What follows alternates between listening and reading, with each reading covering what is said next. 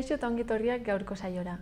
Gaurkoan Ines Bengoa ipuin kontalariarekin eta Ainhoa Ruiz de Diferentzia konpainiako antzezlearekin hitz egingo dugu. Hala ere, lehenago ikusitzagun gaurko edukiak. Efemerideekin hasiko gara. 1954ko abuztuaren 16ean James Cameron zine zuzendari kanadarra jaio zen. Gainera, 4 urte beranduago, 1958an Madonna abeslari eta aktore estatubatuarra jaio zen. Bestalde, gaurko egunez ere, baina 1977an Elvis Presley musikari estatubatuarra rockaren erregea hil zen. Eta azkenik, abuztuaren 16ean, baina 2003an, Idi Amin diktadore ugandarra hil zen.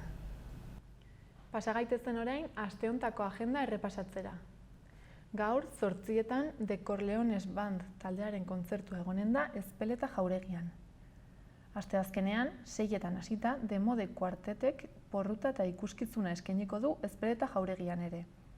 Gainera, egun berean, asteazkenean, baina gaueko 10etan Sanduzelain, Gortari plazan, 3 mosketariak filma ikusteko aukera izanen da. Egun bat beranduago, ostegunean, Aire Zabaleko zinea izanen da Barañaingo kulturaguneko plazan, eta 10etatik aurrera Asterix eta Edabe magikoaren sekretua pelikula ikusteko aukera izanen da. Horretaz gain, ostiralean, 7:30 eta Eranguren ibarrean, Zetak taldeak kontzertua eskainiko du gaueko 10etan 5 euroko sarreraren truk. Eta egun eta ordu berean, Gure aldetara bertso saioa ospatuko dute Ezpeleta jauregian. Gainera, ostiralean ere, Antxoaingo Rafael Alberti plazan Olatz Salvadorren kontzertua egongo da 8etan hasita. Eta amaintzeko, igandean, goizeko 12etan, Kiki, Koko eta Moko paiazoek natura gara ikuskizuna eskainiko dute Arangurenen dohainik. Komunikabideen azalak aztertzen jarraituko dugu. Diario de Notiziasekin hasiko gara. Titularra, osasunbideak, osasun arloko langilei egindako erasoengatik 120 gaitzespen gutun baino gehiago bidali dituela da. Gainera, kutsatzeak 131ra jaisten direla azpimarratzen du, daturik onena uztailaren 1etik.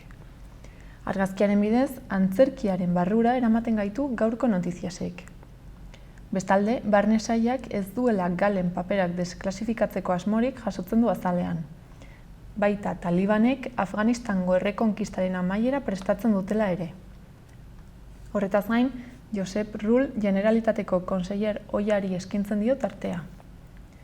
Gai aldatuz, Iruñako literatur ibilbideak aipatzen ditu, eta bukatzeko Orreagako heroiak aldarrikatzen dituztela jakinarazten du. Diario de Navarrarekin jarraituko dugu. Titularrak dioenez, Nafarroa da pandemiak bultzatutako internetera konektatutako etxeen rankingaren buru. Argazkian, Erromesek iturri gehiago eskatzen dituztela aldarrikatzen du. Horretaz gain, Afganistanen Talibanak Kabulera iristean gobernua erori egin dela jakinarazten du. Bestalde, Nafarroak hondartzako eskubaloiaren gorakadarekin bat egin eta instalazio bat ireki duela nabarmentzen du. Eta azkenik, udan eskola laguntzarako gelak berrasmatzen ari direla aipatzen du. Pasa gaitezen gararen azala ikustera. Titularra 2 hamarkaden ostean Afganistan Talibanen menpera itzuli dela da. Eta bestetik argazkiaren bidez 200 lagunak estreinakoz garaile izan direla azpimarratzen du. Euskal Herria irratiarekin bukatuko dugu. Albiste nagusia, geldirik egon ondoren, Euskal Herria irratia berriro emititzen hasi dela da. Bestalde, asteazkenean, Txantrean, eremu urdinaren aurkako manifestazioa egingo dutela jakinarazten du. Eta azkenik, pasaden astean, koronavirus kasuek 21,5 behera egin zutela nabarmentzen du.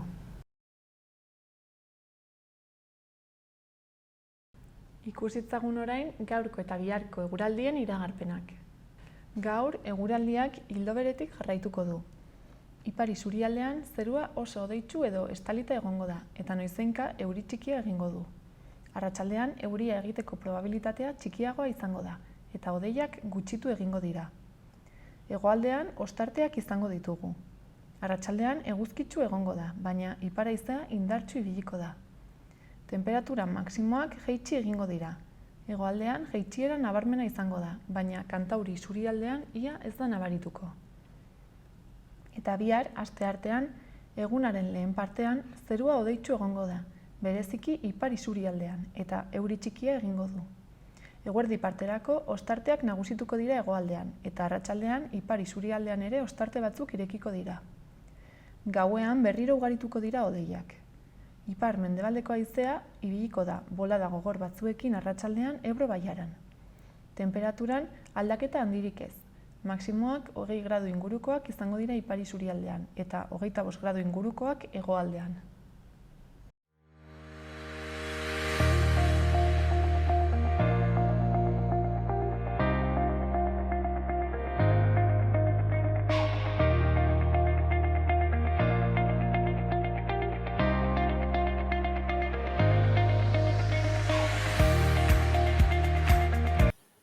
Kaixo, Inés, zer moduz? Ongi. Bueno, zu ipuin kontalaria zara, ez da, urte asko daramatzazu ja honetan, eta nola hasi zinen honetan? Bueno, egia esan, niretzako ere sustekoa izan zen, sorpresa. Nik enuen uste ipuina kontatzen aterako nukela bizimodua, ez da? Baina, bueno, egin nuen kasetaritza, gero antzerki eskolan, Nafarroko antzerki eskolan sartu nintzen, berez nik nahi nuena hori zan, ez? Antzerkia, baina, bueno, azten zarenean ikasten, suposatzen da zerbait serioa egin behar duzula. Orduan, komunikazioa eta gustatu zeidan ez betidanik, osartu nintzen. Eta ja, antzerki eskolan sartuta, orduan, ez nahi ondo oroitzen hondik, baina eskatu ziaten liburutegi batetik ipuina kontatzeko, ez? Antzerki munduan nenbilelako, ez? Pizkal lotuta edo antzerki munduarekin edo horrela pentsatu zuten behintzate liburutegikoek eta eskatu ziaten, eta egin nuen. Eta gero beste bat, eta azkenean, Urrundik hasi ziren, horrela batean, kasualitatez. Bai, kasualitatez. Eta zuk zer nahi zenuen, berez aktorea izan? Bai, nire, beti dani gustatu zait. Ja txikitatik etxean antzerkiak egiten dituen, eta gero, beti gustatu zait. Holtza gainean ibiltzea eta fokoak eta antzestea, ez? Eta, izan nuen bolada bat, hor bien artean aukeratu beharra, ez? Biek behar dute denbora prestatzeko, gauza guztia bezala, ez?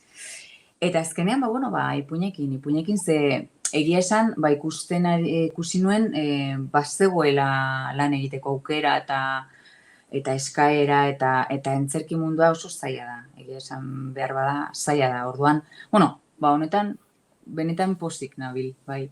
Zinen eta, hasi zinenetik gaur egun arte, zer aldatu da? Imaginatzen dut gauza asko, ez? Zuere profesionalki joango zinela eraldatzen.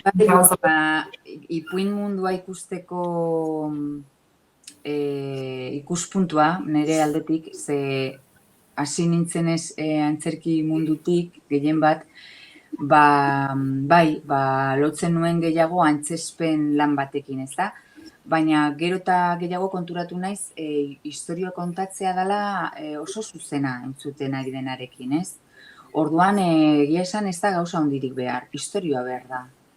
Ez duzu jaskera berezirik behar, ez duzu... Zan nahi dut, oso xumea dela, oso zuzena. Orduan, urte hau guztietan hori ikasi dut. Baina ez da bakarrik ez, ipuin bat kontatzea izango, esan nahi dut, edo norek ezin dezake egin, ez? Badaude ipuin kontalari batzuk, beste batzuk baino hobeak, trebeagoak. Bai, suposatzen dut, pertsona bakoitzak baduela doaina gehiago edo gutxiago kontatzeko, baina nik pentsatzen dut, berez edonork kontatu ezakela istorio bat. Deno kontatzen ditugu istorioak. Gaur goiztean gertatu zeguna, horporretan egin duguna, egun osoan ematen dugu historia kontatzen. Gero, ipuin kontalari moduan aritzeko, importantena nire usteza istorio onak aukeratzea, bai norberanenak edo bestelanik herri ipuin asko kontatzen dut. Orduan, hor aukeraketa ona egitea garrantzitsua iruditzen zait. Eta gero bai prestatu behar da, hori bai. Doaina izan ala ez, baina prestatu bai, ez dakit, badaude, historio batek baditu bere zerak, ez, erritmoa, ez dakit, bueno, bestelako kolorea emateko aukera, prestatzen bali mauzu, gauza, ez dakit, landuagoa aterako zaizu. Eta nola prestatzen da hori? Behin da berriz errepikatu ipuin berdini ispiluaren aurrean? Bueno, ispiluaren aurrean ez. Bestela, ni ispiluaren aurrean hasiko nintzake, hile hau, ez da historia barneratzeko barrutik landu behar da. Hau da, buruarekin, osea, ez kanpora bera nere kasuan, Orduan bai, zuk esan duzuna, behin eta berriro errepikatu. Eta behin eta berriro errepikatzean, bide hori egitean behin eta berriz, joaten zara, gauzatxoak ateratzen, ez? Orduan, bai, hoi da, bidea. Eta zure burua grabatzen duzu, agian? Hala hori ez da? Ez du grabatzen, eta lagun batzuek, lankide batzuek, beste kontalari batzuetan esan diate, esagatik ez duzu grabatzen, ze batzuek egiten dutelako. Baina ez dakit, astu egiten zaitu, ez dakit nik horrela lan egiten dut hobeto, bai.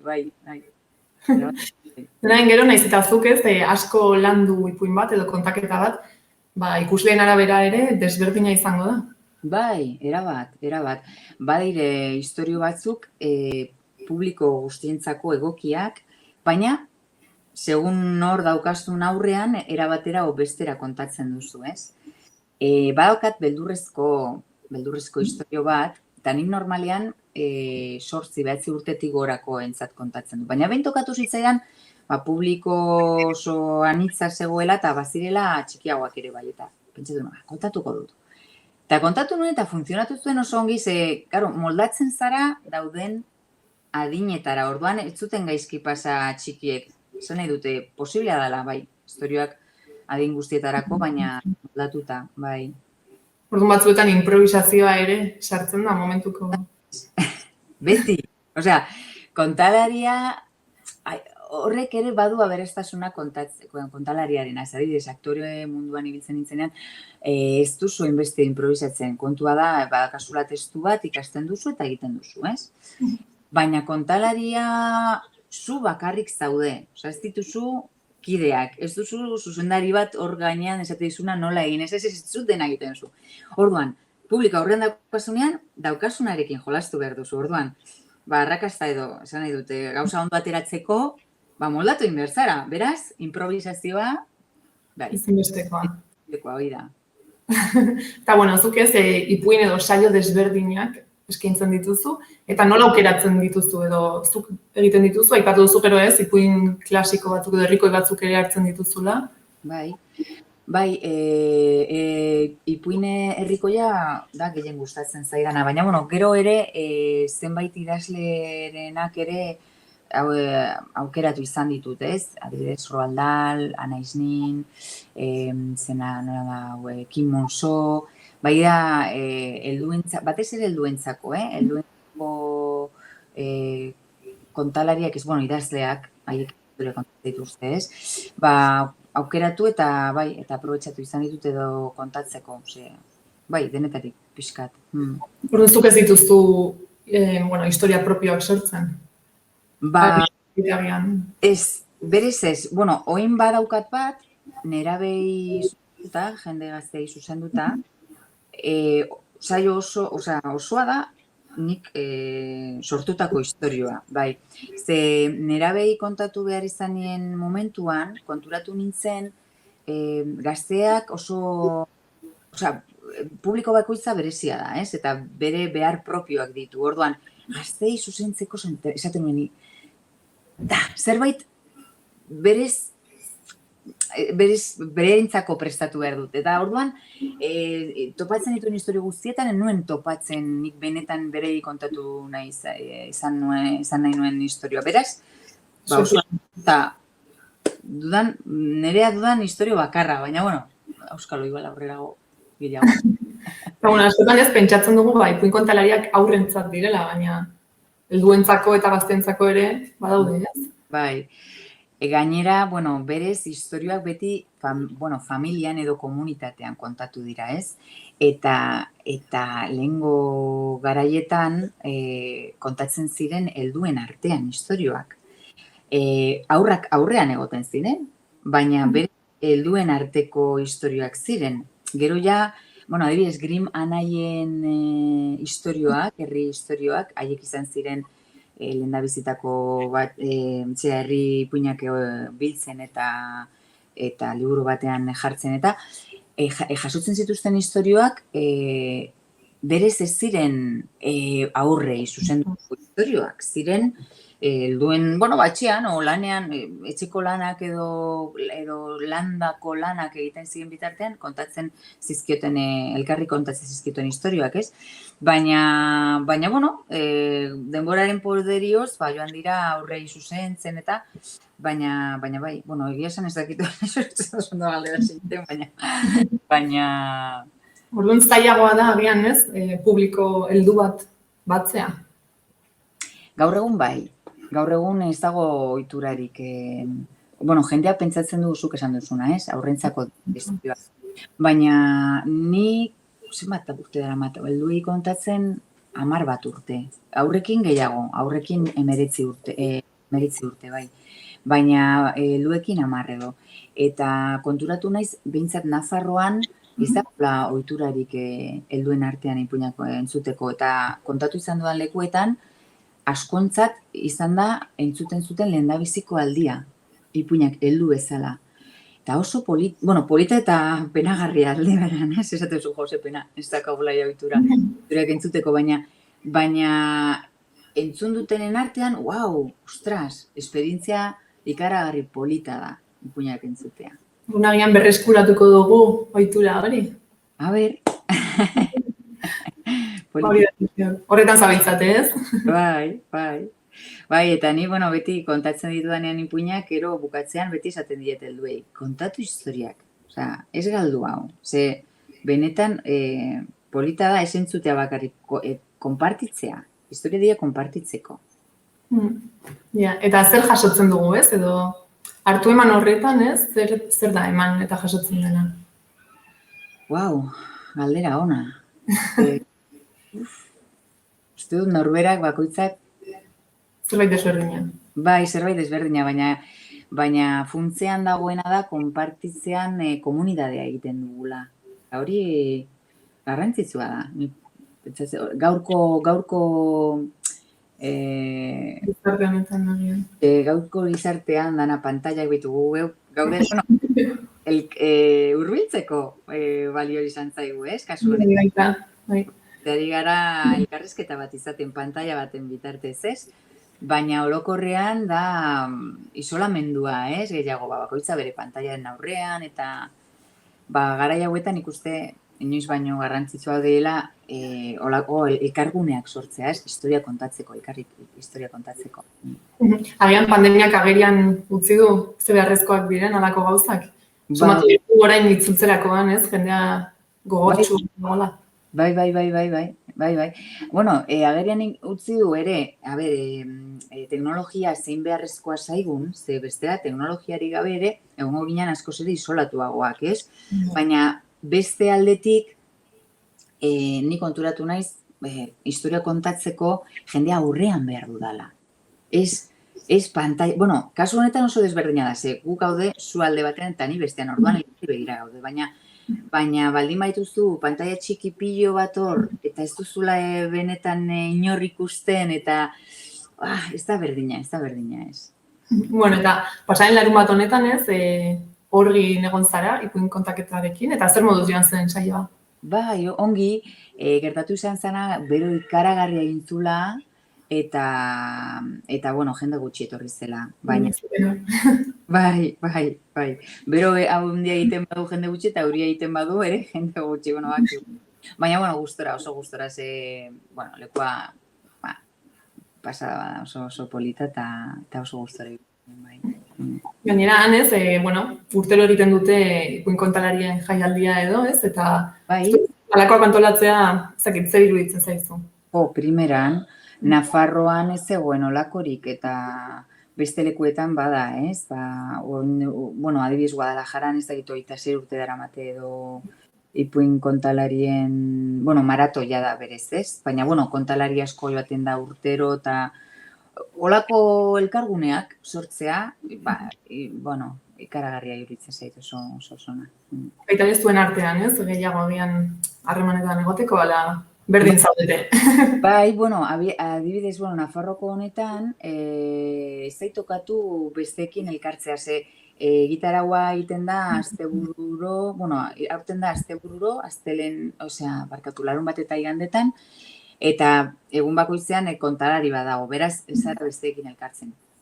Baina beste lekuetara kontatzera tokatu zeidanean, joatea kontatzera tokatu zeidanean, elkartzen zara beste kontalariekin ere, eta aukera daukazu beste lana ikusteko, eta hori oso aberasgarria da, ez? Baina ez, zenbait urte daramatza, orduan urtetik urtera, jendeak agian gehiago ezagutuko du, eta Bai. eguraldiak, ez? Bai, baina, bueno, jendea joaten da, ni egon nintzen lehenengo urtean, ez da gizen jende zegoen hori igual. Egun pertsona, eske egunaren arabera izaten da. Nire kasuan larun bat honetan jende gutxi, baina etorri zen beste kontalari bat, Pablo del Mundillo, egun horretan, eta kontatu zen, berak kontatu zuen egunean, ez dakit, 100 piko pertsona egon zirela. Osea, hori egunaren arabera ere izaten. Baldintza asko, ez? Eta, bueno, orain agenda nahiko betea, ez? Ere duzu gelditzen den udatarte hontarako. Bai, bueno, baditu saiotxo batzuk, adibidez gaur biarritzi baditut, eta bueno, uda nahiko lasaia, ze pandemia izan denetik, nabaritu inda, gauza gutxiago antolatzen direla, eta baina, bueno, udazkenari begira berriro bueltatzen gara, martxan jartzen gara berriz, eta bai, eta nahiko lan izango dut orduan, bueno, orain lasai, oporra disfrutatzen dut. Bueno, gainera ez, duena egin daiteke segurtasun guztia mantenduz ezain zaila, ez? Baina kontzertu bat izan daitekeen bezala. Bai, gurea egin daiteke distantzia mantenduz, musukoa jantzita, gela, eta, bueno, kanpoan egiten bada ere erresago. Bai. Eta agian, inoiz egonez den pertsona bati ez, nola esango zenioke edo zergatik animatuko zenuke gerturatzera eta ipuin kontaketa bat entzutera? Oso arrazoi sinpleagatik ondo pasatu duelako.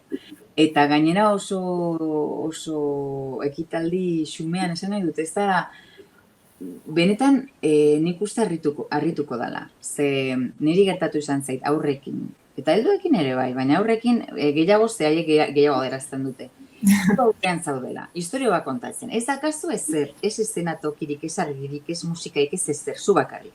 Eta honea daude hor, pelikula baten aurrean egongo balia bezala. Benetan, horrela egiten.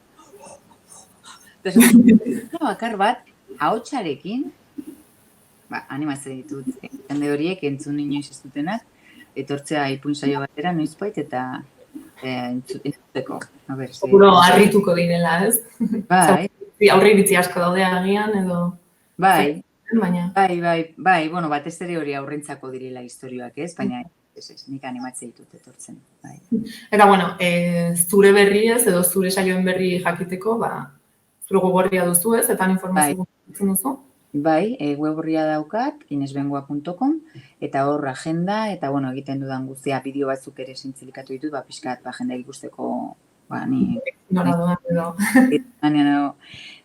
Eta urtxe. Bale, ezakit, zerbait faltatu izan den, aipatzeko, eta esatea gustatu ditzaizukena, ala besterik gabe, hemen utziko dugun, ez? Bai, niregatik ondo, dena ondo. Eta hitz egingo dugu beste batean, aurrerago ere. Ederki. Mila esker. Bai, mila esker. Primera joan dadila guztia. Bai, eskerrik asko. Beste bat arte. Bai, mila esker agur.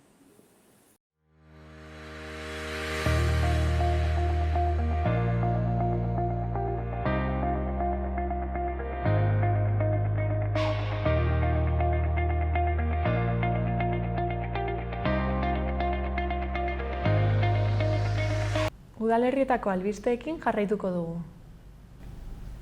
Antxoainen, Kultur Plazaren programaren barne, ostiralean Olatz Salvadorren kontzertua eginen da. Larunbatean The Improviso Show antzerkia eta igandean Paradox Magia. Ikuskizun guztiak arratsaldeko 8etan hasiko dira Rafael Alberti plazan. Arangurenen asteazkenean We Love Queen ikuskizun musikala egonen da 9:30 €5 sarrerarekin. Ostegunean Distance zirku antzerkia izanen da 8etan doain. Ostiralean Zetakek kontzertua eskainiko du 10etan €5 sarreraren truk. Gainera, ostiralean ere hazien eta ezagutzaren trukea tailerra eginen dute 5etatik 7etara musutruk. Egun bat beranduago, larunbatean baratzea etxean tailerra izanen da goizeko 11etatik 1:30. Eta egun berean, baina gaueko 9:30 drag ikuskizuna eskainiko dute Albina Stardust, Susi Pusi eta Donatella Manik €3 sarrerarekin. Eta astearekin amaitzeko, igandean goizeko 12etan eta doain, Kiki, Koko eta Moko pailazoak ariko dira Natura gara ikuskizunarekin euskaraz, eta arratsaldeko 9:30 Bokalokura semanaldia eskainiko dute €5 sarrera ordainduta.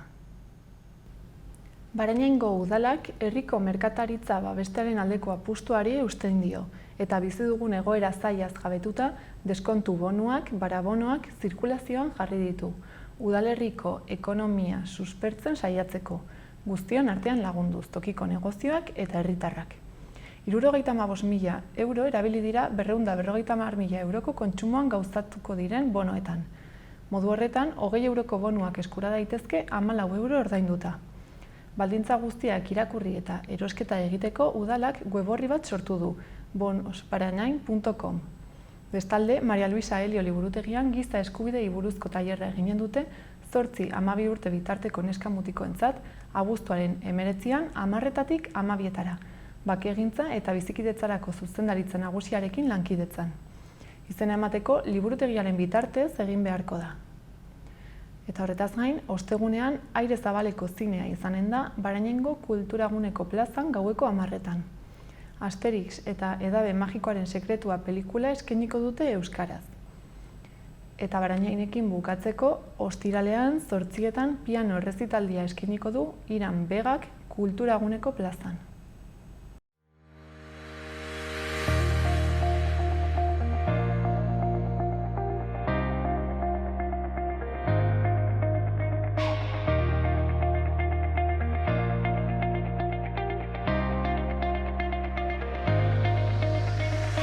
Kaixo, Ainhoa, zer moduz? Ondo, eixo. Bueno, zu Te Diferentzia konpainiako aktorea zara, ezta? Eta, zer moduz doa zuen uda? Lan pilo bat daukagu egia esan, egoera honekin birziklatu egin ginen, eta pizkatxo bat hemendik beste pizkatxo bat hortik, azkenean gelditu gabe, pospozik gaude. Eta, nola birziklatu zarete, zer izan da egin zen dutena? Onlineen bidez gauza pilo bat egin genituen, gero, moldatu behar izan ditugu ikuskizun gehienak formatu berrietara, zengu normaletan antzokietan egiten genuen dena, eta orain kaleratu behar izan dugu, eta, teknikariekin eta tekstua moldatu pizkatxo bat eta moldatu egin gara. Eta orduan zer moduz orain kaleetan? Oso ondo, gainera ni estrenatu berrian neukan bakarrizketa, hoi estrenatu nuen Lizarran antzokia handi batean, familia inguratuta, nian goa naizelako, eta batean, hortik, frontoietara, jende gutxirekin, musukoarekin, aurpegiak ikusi gabe eta gogorra izan da, baina, esperientzia polita ere bai, zen, frogatzen duzu, ez, bakarrizketa edo proiektua ea funtzionatzen duen edo ez, zen zailagoa da orain ere iristea jendeari, ezin dira mugitu guk ere musika asko erabiltzen dugu, ezin dute dantzatu, ezin dute. Baina, jendeak gogoz dabil eta oso erreza jartzen dute dena, nahi dutelako kultura izan beraien herrietan eta hori asko egiten, oso ondo. Orduan agian ez, balio izan dizue gauza berriak probatzeko eta argistatzeko. Bai, lehen agian igual ausartzen ez ginena, ez zuelako funtzionatuko edo, erosoa delako ere antzoki batean, dauzkazko pilo bat, dena estaltzen duela pizkatxo bat, kalean zaude irekiagoa, baina oso esperientzia polita izan da. Eta, igual kolperen bat ere hartu dugu, baina beti altxatuz, eta gure konpainia aurrera egin du, beste batzuk bidean geratu dira, orain bueltatu daitekeen, eta hori oso ondo gaude. Eta, bueno, etorkizunera begira, orduan, zer, bi formatuak mantenduko dituzue, ala... Udan egiteko kalean oso ondo, eta urtean zehar bere baitoki babestuetan. Eta, bueno, urrian proiektu berri bat estrenatzen dugu ere bai, Kasilda kartoi artean, musikala familiarra. Gu jarraitu dugu gure rutinarekin, bada espada, eta oso ondo, atera zaigu. Oso ongi. Bueno, orduan lanean gelditu gabe, ez? Ez diozue inoiz utzi lan egiteari, modu batean edo bestean. Hasieran pizkatxo bat, ea nola moldatzen gen, ofentzina etxera bidali dugu eta bat, jarraitzen dugu lanean, bai. Eta, bueno, gainera, ez, Nafar gobernuaren oinako deietan programaren barne ere bazaudete, ez? Bai, Nafarroako gobernuak, udaletxeak, kulturetxeak, bueno, esfortzu pilo bat egin dute, eta horrelako ekintzak, jaialdiak eta ospakizunak egiten dituzte, eta hori, Nafarroako talde pilo bat laguntzen dugu, noski. Bai, pozik egongo zarete, ez, aukera hau. Bai, eta gainera berezia dela, ez, toki bitxietan, herri txikietan, normalean igual kultura ezin dutela eraman, edo ezin dute ordaindu, eta orain laguntza honekin, herri berriak ezagutzen ditugu, eta lan gehiago daukagu ere, bai, beti ona dela, ez.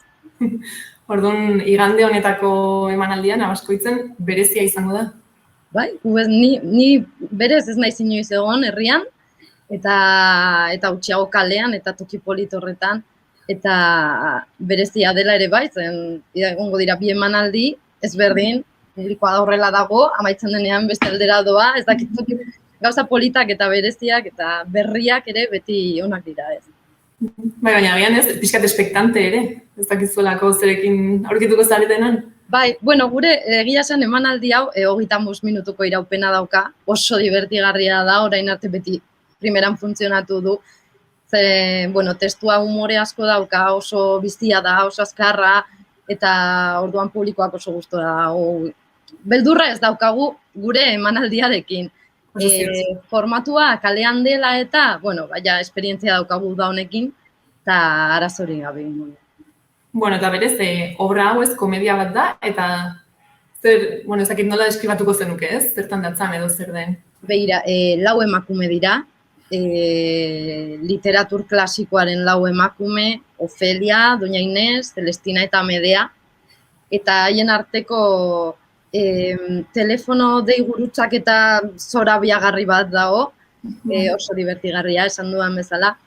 Gaur egunera ekarri ditugu, noski bakoitzak mende ezberdinekoa delako, eta gainera haien erlazio bat asmatu dugu, batzuk lehengusinak dira, beste batzuk lagunak, eta ez da derrigorrezkoa haien historioa ezagutzea, tekstuan sartuta dagolako garrantzitsuena, baina, bueno, komedia eramatea eta haien historioa berridaztea eta berrirakurtzea eta oso divertigarria izan da.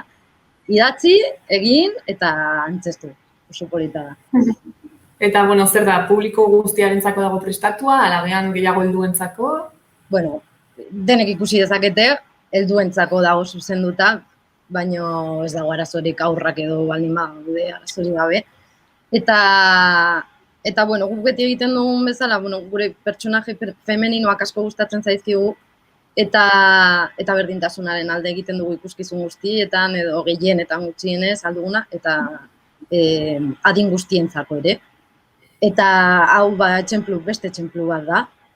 Adibidez, bueno, igual ez dira, ezagunak Medea bere garaiarentzako emakume prototipoaren kanpoa dago guztiz, autonomoa da, ezoikoa, eta Celestina ere, ezagutzen da gehiago, baino pertsona bakarti bat, baino berak lortzen du bakarrik nahi duen guztia, eta, bueno, horrela analizatu egiten ditugu pertsonaiak, eta esan bezala oso modu divertigarri batean, eta ezin dute galdu, 25 minutu direlako, eta zita batean pasatzen dira, eta ez dira damutuko.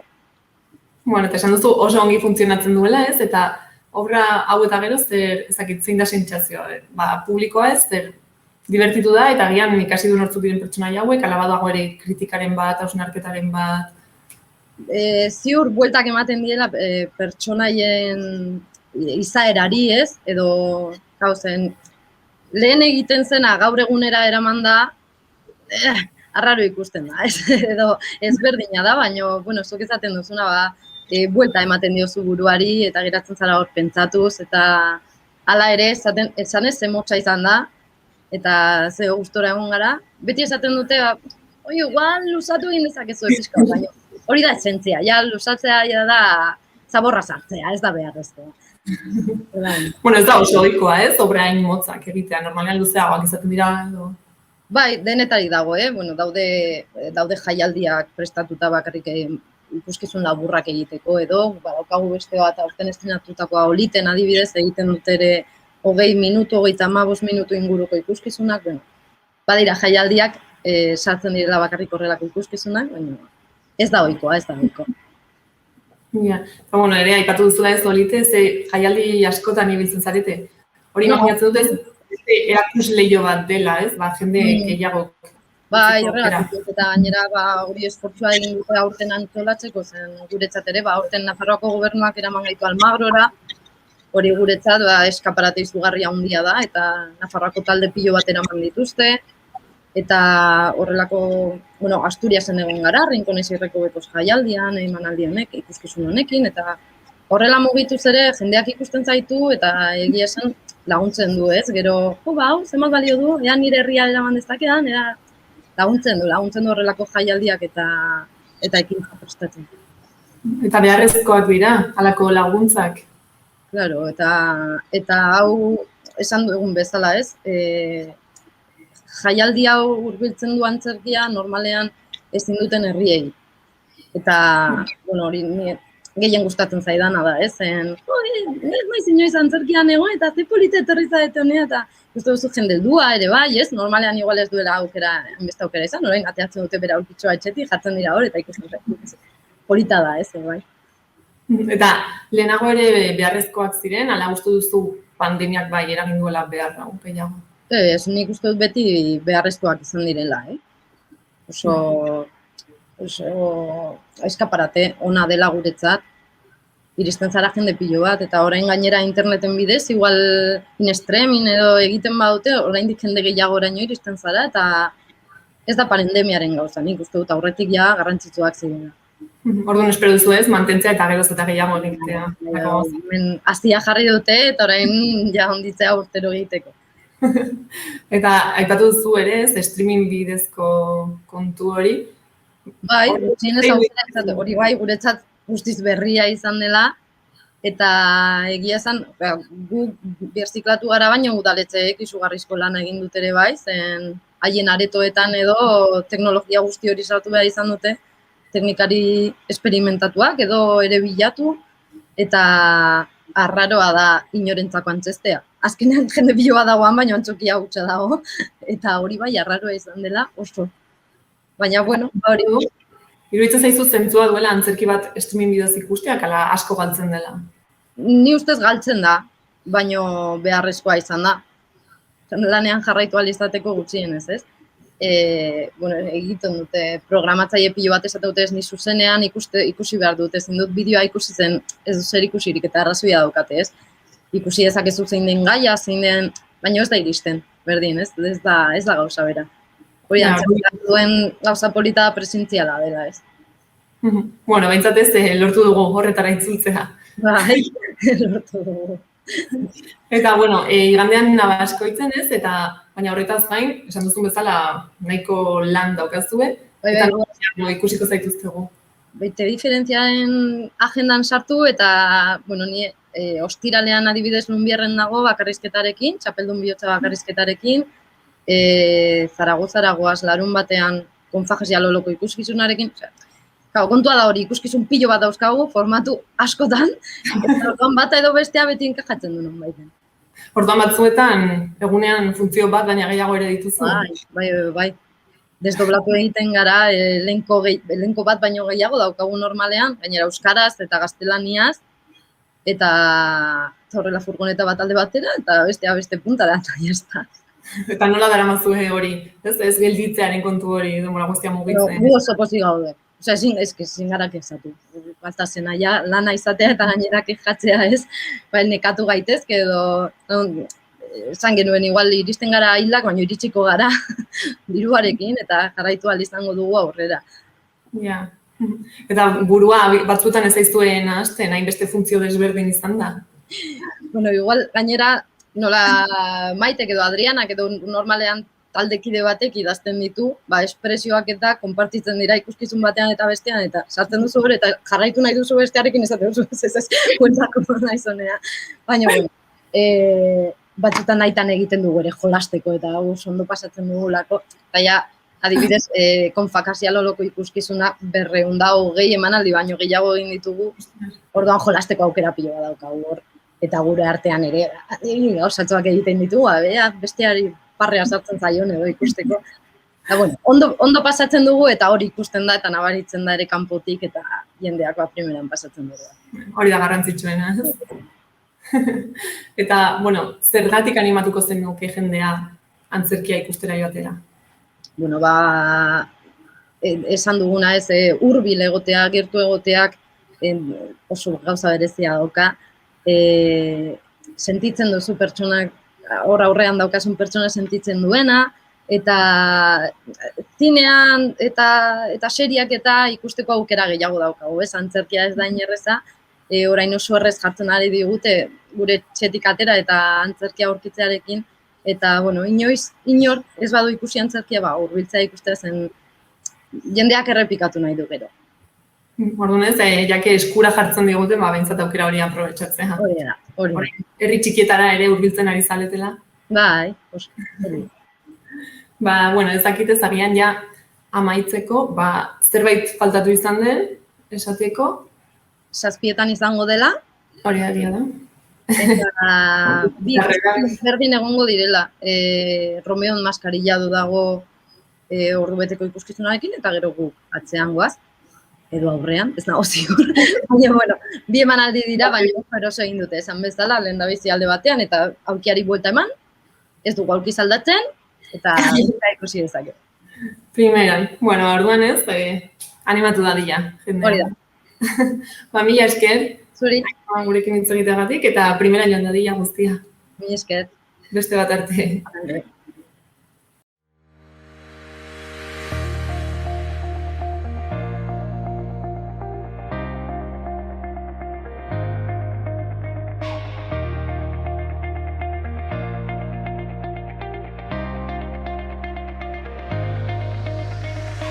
Beno gaurkoz, hau izan da guztia.